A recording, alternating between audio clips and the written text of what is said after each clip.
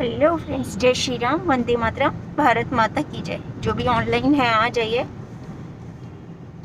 भारत छोड़ो आंदोलन शुरू हुआ था 1942 में और आज भारत जोड़ो आंदोलन की शुरुआत हुई है देश में।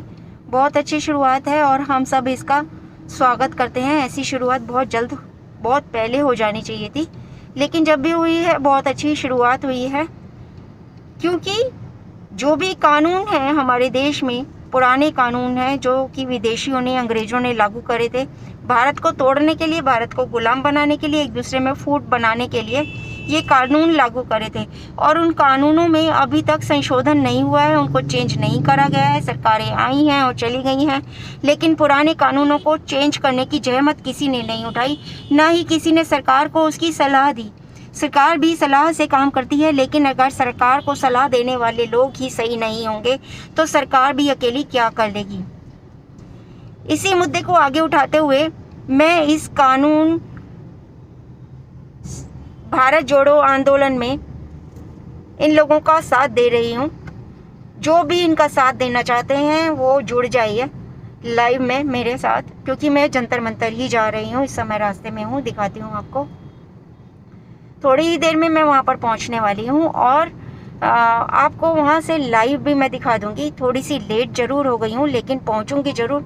वहाँ पर हमारी उपस्थिति होना इसलिए भी ज़रूरी है क्योंकि देश के विभिन्न कोनों से, बहुत दूर दूर से लोग वहाँ पर आ रहे हैं और हम दिल्ली में रहते हुए भी अगर वहाँ पर नहीं पहुँचे तो धिक्कार है हमारी राष्ट्रीयता पर, हमारे देश प्रेम पर, भारत माता की जय पर।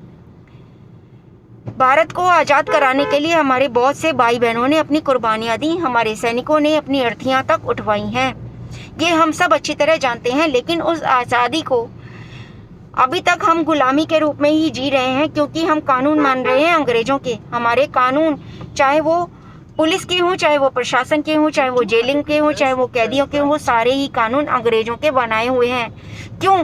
क्या हम आज तक आज़ादी के इतने सालों बाद भी इस लायक नहीं हुए कि हम अपने लिए खुद कानून बना सकें? या हमें गुलामी की इतनी ज़्यादा आदत पड़ गई है, या हमारी मानसिकता ही गुलाम है? बताइए।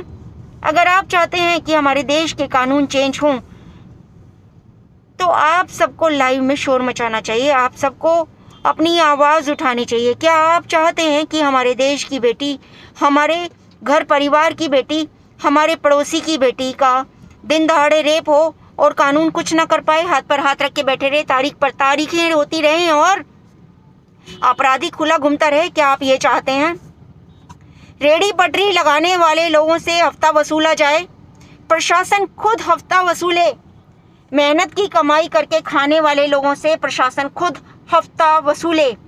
ये आपके अड़ोस पड़ोस में हर जगह हो रहा होगा, मेरे भी आसपास सभी जगह हो रहा है। चाहे संडे मार्केट लगती हो, चाहे मंडे मार्केट, चाहे रेडी पटरी लगती हो, सबसे हफ्ता वसूला जाता है।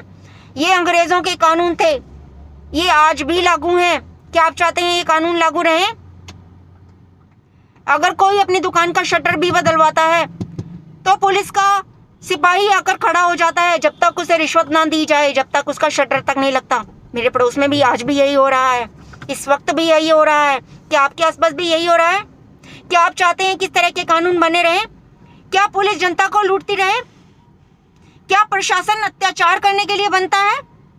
जनता और प्रशासन में जो रिश्ता होना चाहिए वो यही रिश्ता होना चाहिए, रिश्वतखोरी, भ्रष्टाचार का? क्या जनसंख्या बढ़ने के लिए किसी एक विशेष समुदाय को विशेष छूट दी जाए? क्या मंदिरों और गुरुद्वारों का अधिकार सरकार को दिया जाए? मंदिरों को चढ़ने वाला चढ़ावा सरकार के अधिकार में दिया जाए, ताकि सरकार उस पैसे को किसी विशेष संप्रदाय के व्यक्तियों के लिए खर्च करे। आपकी मेहनत की गाड़ी कमाई आपसे टैक्स के रूप में वसूली जाए, जैसे अंग्रेज वसूलते थे भारतवासियों से, ऐसे ही हो रहा है।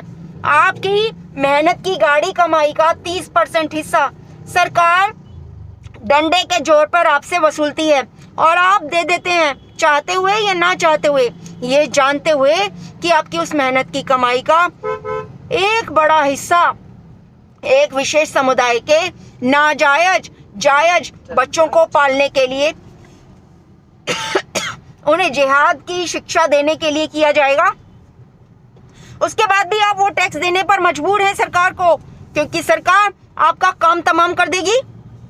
ऐसी सरकार और ऐसे कानूनों को बदलने की जरूरत जब पड़ जाए तो आप अपनी आवाज़ जरूर उठाइएगा, मुझे बेहद खुशी होगी। हमारी सरकार बिल्कुल गलत नहीं है, मैं सरकार के खिलाफ बिल्कुल नहीं हूँ, लेकिन सरकार को सलाह देने वाले लोगों के सख्त खिलाफ हूँ जो इन कानूनों को बदलने के लिए सरकार पर दबाव नहीं डाल रहे। डॉक्टर बहुत अच्छा हो लेकिन दवा खराब हो तो आपका इलाज हो सकता है। वैद्य बहुत अच्छा हो लेकिन जड़ी बूटी ही खराब हो तो आपका इलाज हो जाएगा। इसी तरह, बिल्कुल इसी तरह सरकार अच्छी हो लेकिन कानून और व्यवस्था सही नहीं हो तो कोई भी देश विकास नहीं कर सकता। हर भारतवासी का ये हक बनता है कि अपने हक के लिए आज़ादी के इस माहौल में, इस आज़ाद देश में अपनी आवाज़ उठाएं। मुंह बंद करके तभी बैठें जब वो खाना खा चुके हों। हक की लड़ाई के लिए मुंह खोलना उतना ही ज़रूरी है जितना खाना खाने के लिए, भोजन करने के लिए। हमारी आत्मा का भोजन, हमारी राष्ट्रीयता का भोजन, हमारी देश प्रेम का भोजन, अपनी आवाज़ को गलत के खिलाफ बुलंद करना है। ये आप अच्छी तरह जान जाइए। भारत की ये बेटी वर्षा जैन आज आपको आगाह कर रही है, वरना ऐसा ना हो कि कहीं देर हो जाए।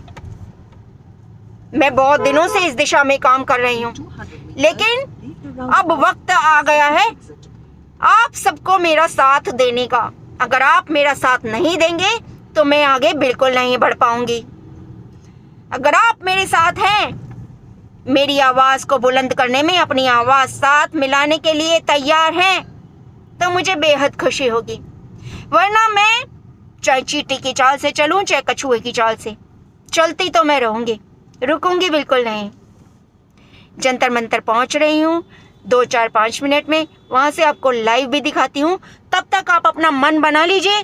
क्या आप अपनी बेटियों का रेप दिन दहाड़े होने देंगे? सड़कों पर तारीखों पर तारीखें मिलती रहे, शासन प्रशासन कुछ न करना पाए क्योंकि वो लाचार है। हमारा कानून ही इतना बेचारा है।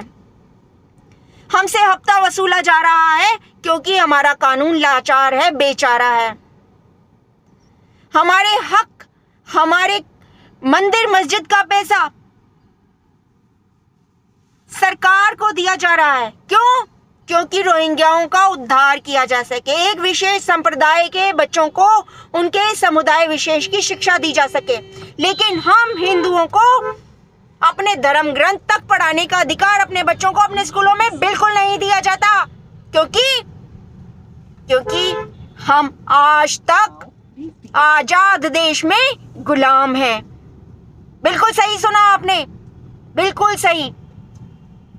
अगर आपको अपनी संस्कृति से, अपने भारतवर्ष से, अपने हिंदुत्व से जरा सा भी प्यार नहीं, फोन बंद कर दीजिए, बिल्कुल बंद कर दीजिए।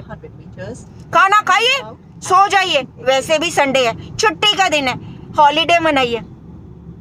मौसम भी बहुत अच्छा लग रहा है मुझे। चलिए, मैं बहुत जल्द मिलती हूँ, जंतर मंतर पर आपके साथ लाइव होती हूँ और ये मैं YouTube पर डालूंगी। भारत की बेटी वर्षा के नाम से YouTube चैनल बनाया है, उस पर डालूंगी। अगर आपको जरा सा भी मान है अपने देश पर, अपने देश की बेटियों की लज्जा पर, तो जरूर आइएगा। जय श्री राम, वंदे मातरम।